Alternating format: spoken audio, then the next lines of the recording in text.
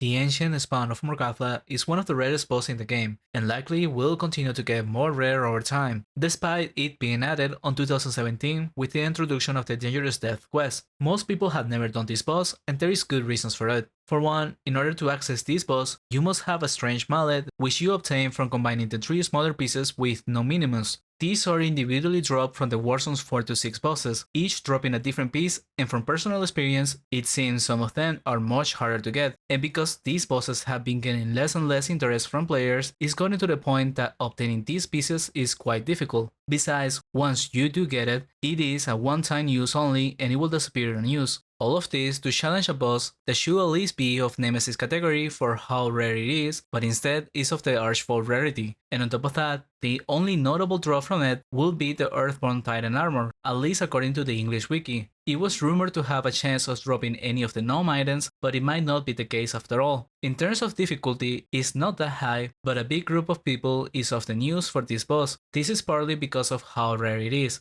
Usually it becomes a server event with everyone invited to participate, or at least that was the case the 2 times I had gone. If a more private, smaller group wanted to do this, I think a group of 10 people or so will be the minimum recommended. Defensively, the main source of damage will be earth by a lot, and followed by physical. And offensively, AoE with avalanches and spells is the preferred way, with SDs for the boss. To start the fight, the person with the strange mallet needs to use it on the gong, and then the stone next to it will turn into a teleport for a few seconds. Enter the teleport and the fight will begin shortly after, with scarabs constantly spawning. For the most part, the fight consists of clearing this and surviving for a period of time. Their damage can get to over 1k per hit, so the more there is in the room, the higher the risk. SDs still do good damage to them, so it's okay to use if they are alone. After a minute or so, the ancient spawn will show up, and then it must be walked over the special blue tile on the room to lower its defenses. After doing about 20% of its HP, it will flee and say the direction it went for through a death message in the screen. Follow it towards that direction and enter the teleport. These upcoming runes will have all the scarabs alive by now, and clearing them initially will be harder depending on the size of your group.